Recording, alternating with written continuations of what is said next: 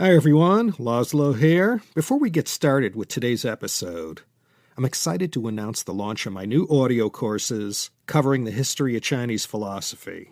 If you've ever been curious about Chinese philosophy and want to develop a comprehensive understanding or be able to explain to your family or colleagues the differences between Confucianism and Taoism, or what's in the Book of Changes, one of the most widely published books in the world, these courses are for you.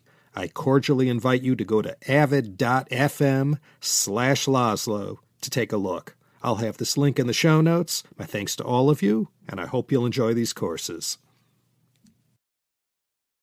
Thanks for coming back, everyone. Laszlo Montgomery here with another China History Podcast episode, Part 4 in our series examining the Taiping Rebellion.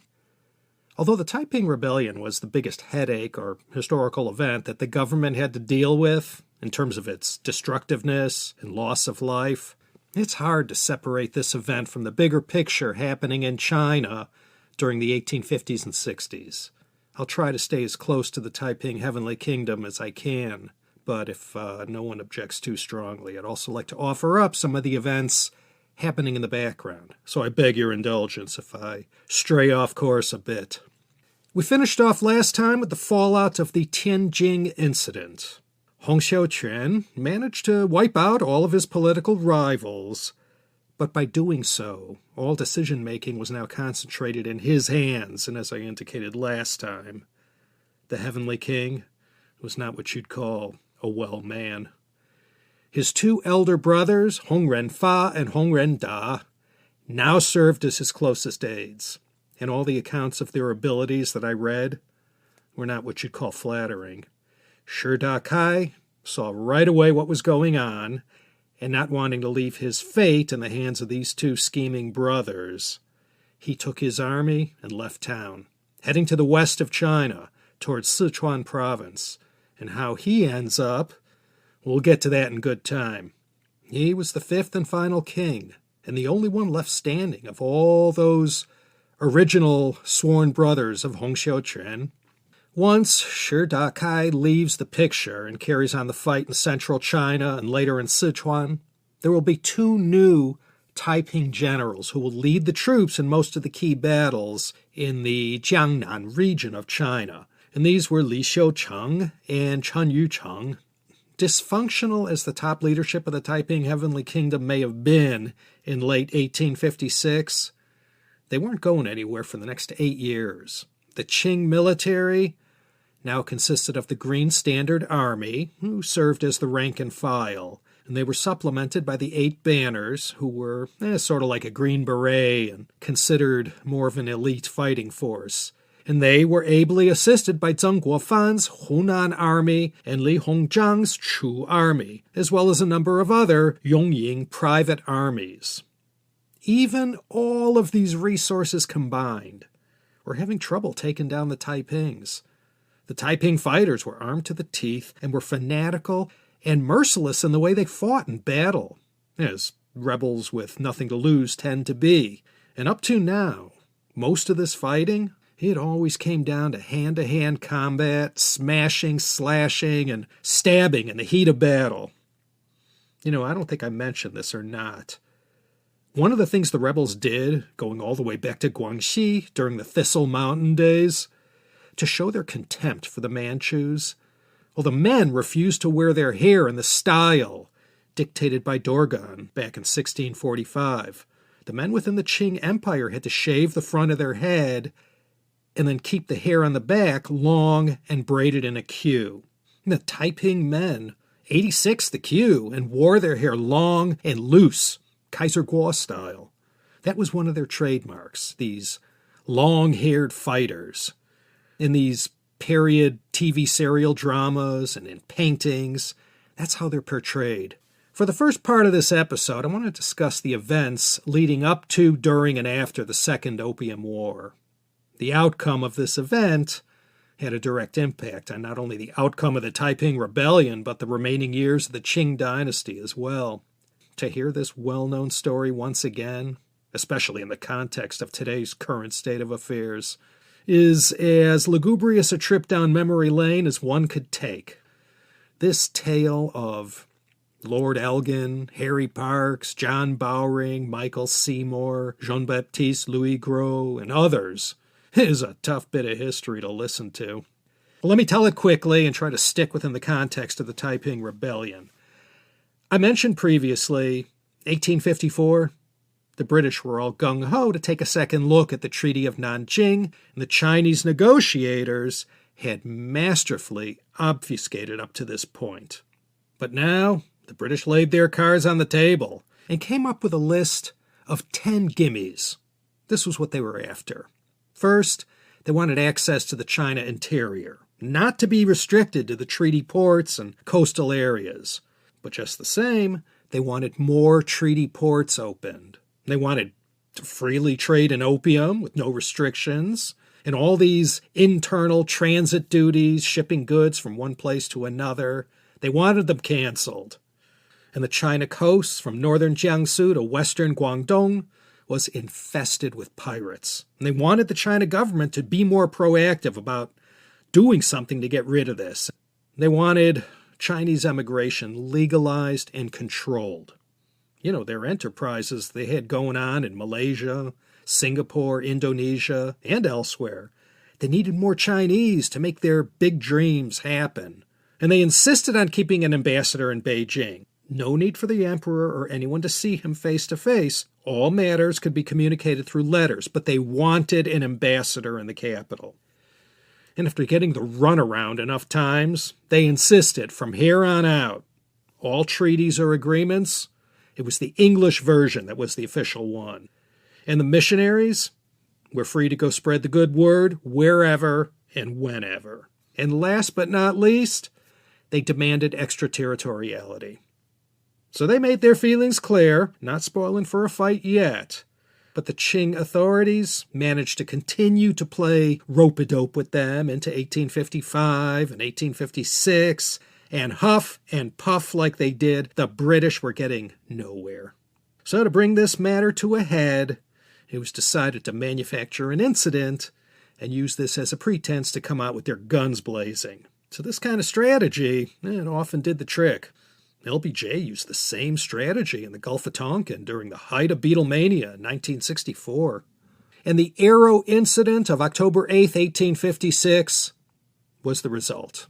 The British, down in Guangzhou, tried to pull a fast one on the Chinese authorities, got caught, and this former pirate ship called the Aero, flying the British flag as a kind of fig leaf, as well as the crew, mostly Chinese, it was seized. And the viceroy down there, Ye Ming-chun, called them out, and in this act, the fuse was lit for the Second Opium War. For being so obstinate and refusing to roll over to the British, this China official will be captured, shipped off to Kolkata in an act of extraordinary rendition, and in protest, Viceroy Ye Ming-chun will starve himself to death. This really put the Chinese government in a pickle. Now, besides all the revolts and internal strife plaguing the dynasty, they had to deal with this as well. Leading the charge for Britain was the newly appointed High Commissioner and Plenipotentiary in China, James Bruce, the 8th Earl of Elgin, also known affectionately as the guy who, later on, gave the okay to wreck the Summer Palace in Beijing. His dad was Thomas Bruce, the 7th Earl of Elgin, who greenlighted the pilfering of the so-called Elgin marbles from the Parthenon in Greece. So you could say cultural insensitivities ran in the family. I won't rehash the Second Opium War. Let's just say the fight was about as fair as a battle between Britain and the PRC would be if it happened today. God forbid. After blasting their way to victory and seizing the Daku forts in Tianjin in May 1858, with twisted arms and no doubt a great deal of humiliation and thoughts of revenge, the Qing representative, the following month, agreed to the Treaty of Tianjin with Britain, France, America, and Russia. And once those documents were signed, well, there were high fives all around, except in Beijing, of course. And May 16th, 1858, by the way, Russia got the best deal of them all when they inked the Treaty of Aigun, the Aigun Tiaoyue, which, after it was finally ratified, under duress, like any unequal treaty was, the Russians helped themselves to one of the biggest land grabs in world history, 100,000 square miles of land north of Heilongjiang in Manchuria and east of the Ussuri River to the Pacific Ocean, where Vladivostok is today. 192 million acres of land. But it wasn't over yet. Despite the handshakes and agreements, the powerful men who controlled the heir of the Xianfeng emperor, as 1859 rolled around, decided to play a little hardball with the foreign powers, and in June 1859, war broke out again after troops led by Frederick Bruce, brother of James Bruce, the 8th Lord Elgin, were prohibited from meeting with the authorities in Beijing. When his contingent arrived in Tianjin, they were fired upon from the Chinese who had retaken the Daku forts, and the British were forced to make a hasty retreat. So the British and French, with their combined 17,000 troops, armed with the latest Armstrong rifles and breech-loading artillery, went on the attack, and they made fast work of their Chinese opponents and seized the city of Tianjin. And with the distance to Beijing being about the same as London to Southampton, they began their march on the capital. And when this happened, the Qing diplomats pulled out all the stops to negotiate a solution to this, but Lord Elgin said no and ordered the army to keep on marching on Beijing. And after their envoy, who approached the Qing authorities to work things out, after he was thrown in prison and tortured, well, that was the last straw. And battle broke out, and after a week of fighting, the Chinese side was forced to surrender. And that was when the Summer Palace got wrecked. So the Treaty of Tianjin finally got ratified, and the Convention of Beijing was also signed, November 1860, and the Second Opium War officially ended. All the gimmies demanded by Britain, France, and Russia were signed off on. And one of these terms, incidentally, was the handing over to Britain of the Kowloon Peninsula from Jimsajoi up to Boundary Street, around where the Prince Edward MTR station is located. So the Second Opium War was finished, but the Qing government still had their hands full with the Taiping Rebellion and all these other revolts. All this is going on in the background while the foreign powers were looting and a-shooting.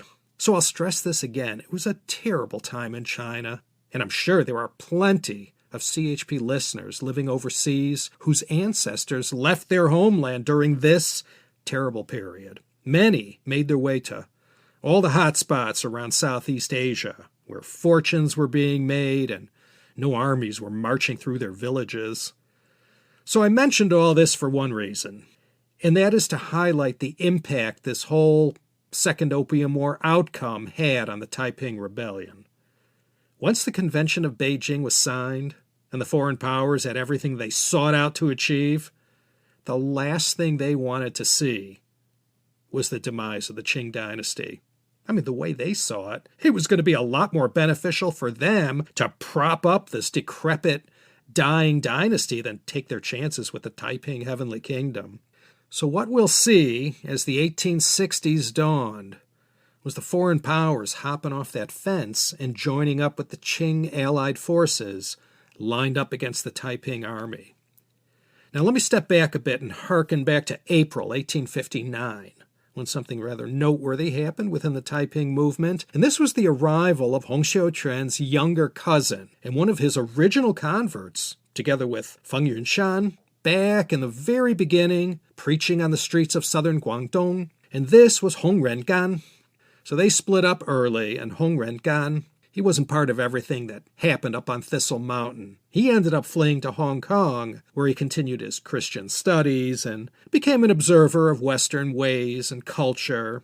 He worked with James Legge there, assisting this renowned Scottish sinologist on his translations of the Chinese classics. And in the process, he received no small amount of insight and knowledge about Europeans and how they did things as opposed to China. After the Tianjin incident and the body blow it caused to the upper management of the movement, Hong Xiuquan got word to his cousin in Hong Kong and requested him to come up to Nanjing and play a role in the new leadership, which was now fractured and divided up between the kings in the heavenly capital and the generals out fighting the battles. So, early 1858, Hong Rengan begins heading in the direction of Nanjing, or Tianjin if you prefer. And when he arrived the following April and was reunited with his cousin, he was appointed second in command, made a prince, the Shield Prince, and given a free hand to come up with a whole slew of reforms that, in theory, would transform the Taiping Heavenly Kingdom into something more recognizable and acceptable to the Westerners. Hong Rengan's proposed reforms were meant to whip the movement into shape and streamline the chain of command and the military, engaging in all kinds of infrastructural projects, including financial reforms. And then on the spiritual side, he tried to utilize his studies of Protestantism to turn the far-out and funky Christianity taught by Hong Xiuquan into something that was more recognizable to your average Protestant practitioner. Hong Rengan, in a very short time, became the acceptable face of the Taipings, the not-so-crazy one. Hong Xiuquan appointed him the movement's prime minister, and in May of 1859, Hong Rengan came up with his master plan contained in a document known as A New Treatise on Aids to Administration. Here, he laid out all the details about integrating the Taiping Heavenly Kingdom with the legal and banking reforms, the infrastructural plans concerning transport, communications, postal service, and spiritual matters that attempted to eradicate some of the more outrageous traditions and superstitions of the Taiping faithful. Hong Xiuquan gave these proposed reforms his vigorous endorsement and green-lighted the whole plan. But truthfully, even Kang You-wei and Liang Qichao had better luck 49 years later with their failed 1898 reforms than Hong Rengan did.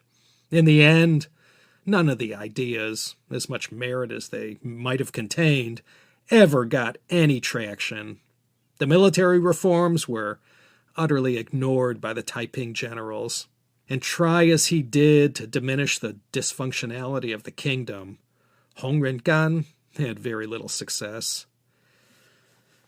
Well, 1860, one could say the end of the Taiping Heavenly Kingdom was a foregone conclusion.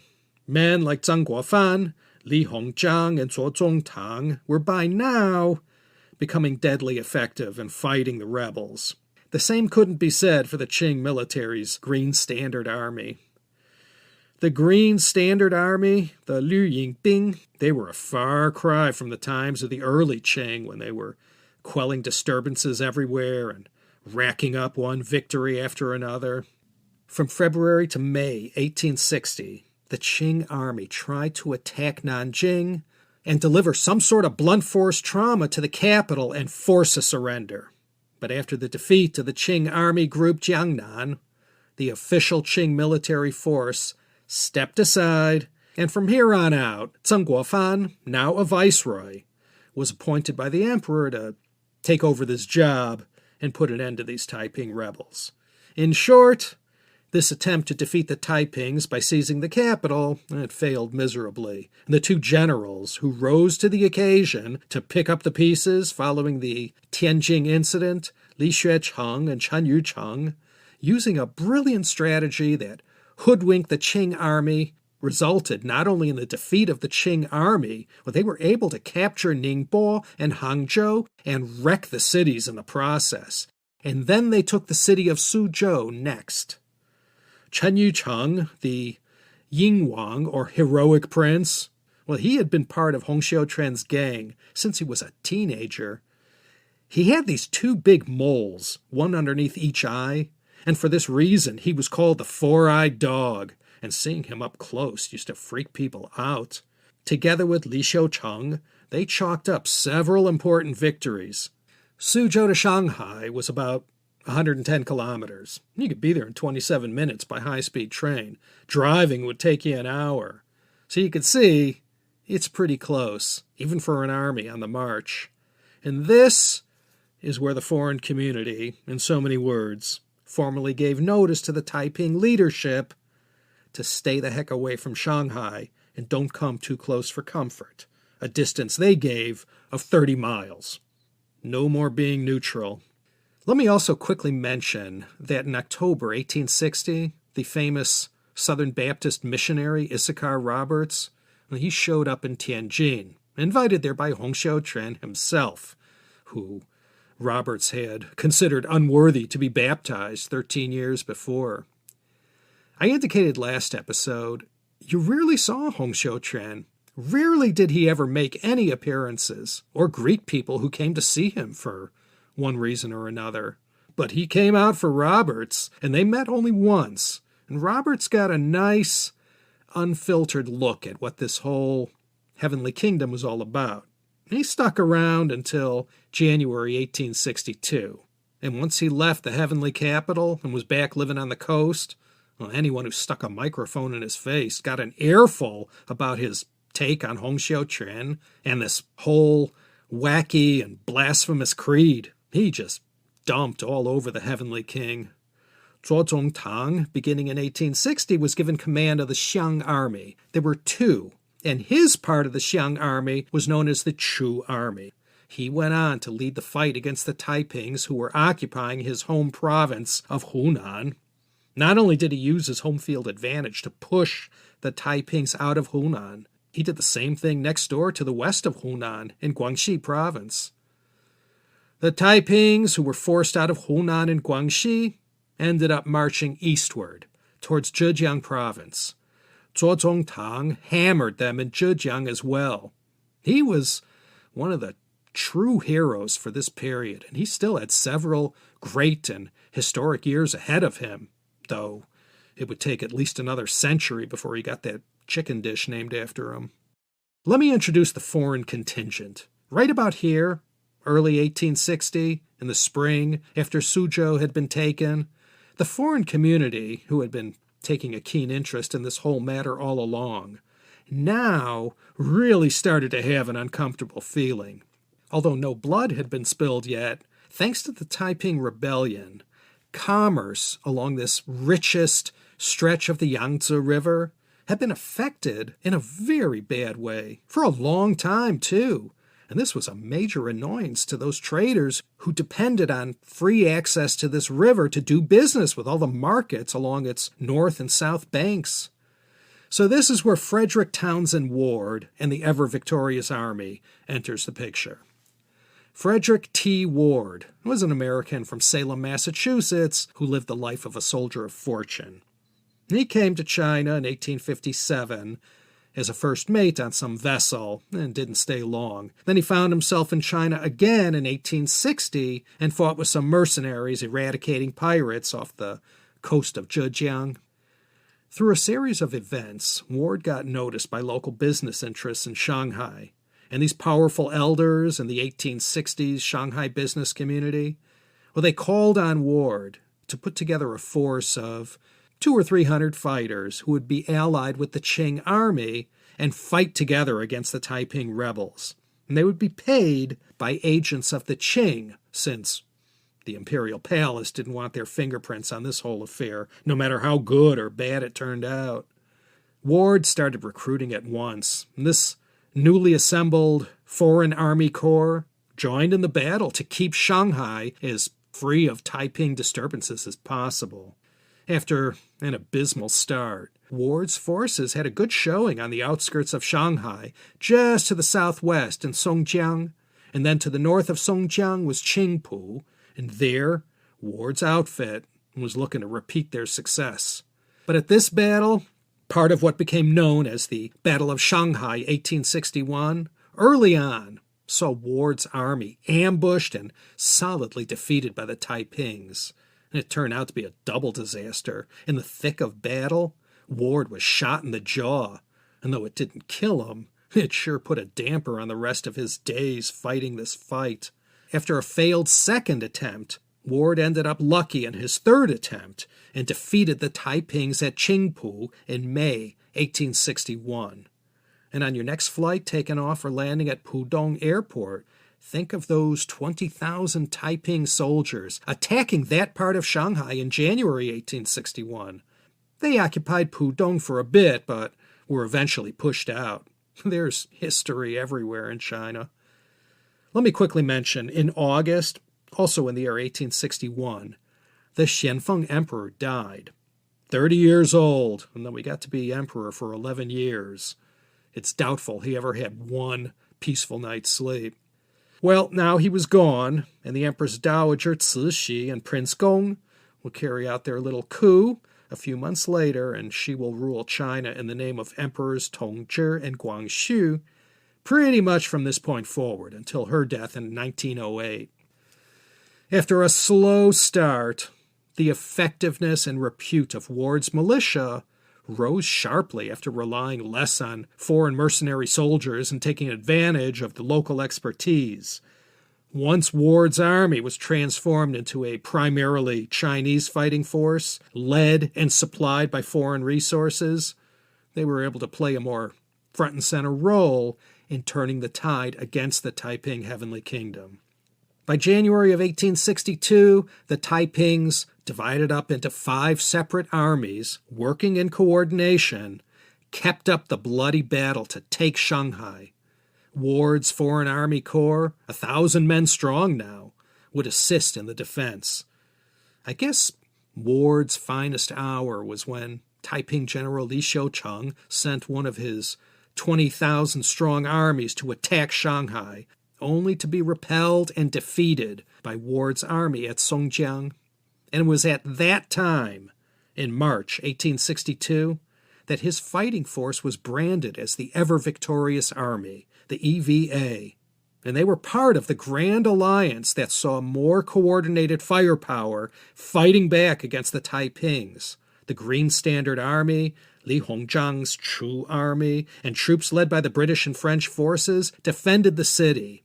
And these armies, all led by Zheng Guofan, Li Hongzhang, and Zuo Zongtang, were by now, 1860s, doing most of the heavy lifting. A lot of violence, blood, and gore still remained. World War I was still 50 years in the future, but already these newest weapons of war were getting a test drive in the Taiping Rebellion. And though the weapons developed towards the end of the 19th century and just prior to World War I packed a heavier punch, these new gun and cannon technologies being used against the rebels were frightening in their firepower and effectiveness on the field of battle. When I use the term mowed the soldiers down, that's what they literally did. This made a big difference by the end of 1862.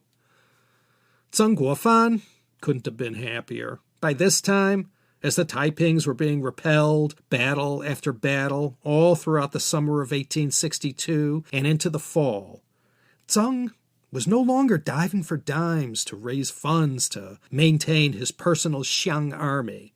As viceroy of these 3 provinces, he was able to dip into that provincial kitty and pretty much fund the entire enterprise as he saw fit.